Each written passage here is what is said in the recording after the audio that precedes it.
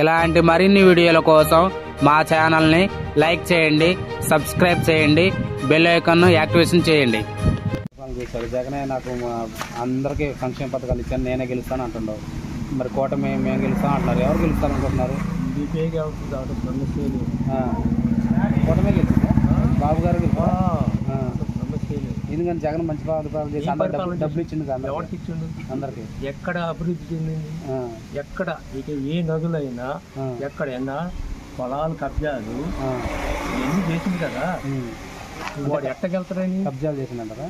2 సంవత్సరాలు సుతారు పని కానీ దొరకటం కానీ ఎక్కడైనా పని జరిగిందా? ఇసుక ఎంత రేట్ ఉందన్న తెలుసా మీకు?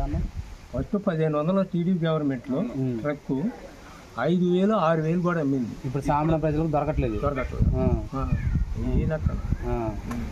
పరిపాలన అయితే బాగాలేదు. అయితే వాళ్ళు మరి నాకు 175 వస్తే 150 జరిపింది. రెడీ చేస్తాడు. వైజాగ్ లో జాతర అంట ఆయన. రాజధాని కూడా వైజాగ్ అంటుండు. 3 రాజధానులు. మరి ఆ 3 రాజధానులు మొదటి నుంచి అండ కదా. ఎక్కడైనా ఇచ్చకలు పెట్టిందా? ఏ కాలం అయినా రాజధాని మొదగాలు ఆయన ఇచ్చింది కదా. ఏది సెంట్రల్ గవర్నమెంట్ మోడీ గారు ఇచ్చారు, వచ్చి శంకుస్థాపన చేసింది కదా.